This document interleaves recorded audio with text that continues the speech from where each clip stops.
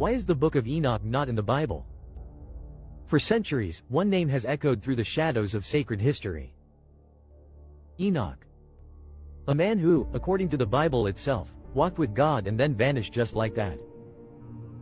Genesis says he walked with God, and then he was no more because God took him.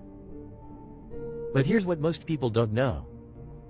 Enoch left behind a testimony, a book, a story so powerful, so unsettling that it was erased from most versions of the Bible we know today.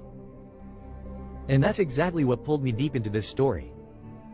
Because if the church decided to cut this text out, I had to understand why, who made that call, when did it happen, and more importantly, what was in this book that made it so dangerous. In this video, I want to take you down a path that's rarely explored. The exact moment the Book of Enoch was silenced. I'm going to show you what it said, why it mattered so much to the early Christians, and how at some point in history, it became a threat to the very structure of institutionalized faith. And if visions like these fascinate you as much as they did me while digging into this topic, then you're in the right place. So, who was Enoch really? The Bible talks about him in almost poetic terms, someone who walked with God and was taken without ever tasting death.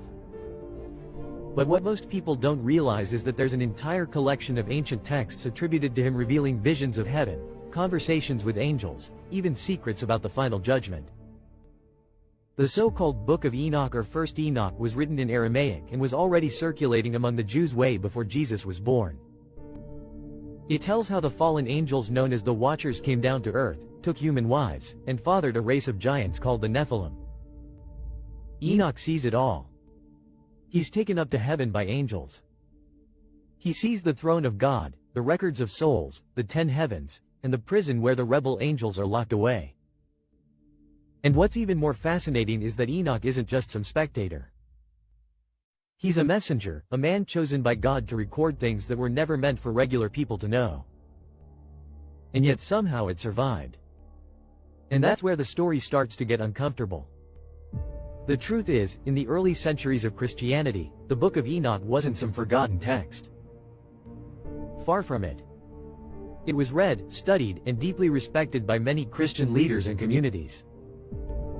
Back then, it was like people of faith were still more open to mystery, to deep revelation, to the symbolic language of heaven and judgment.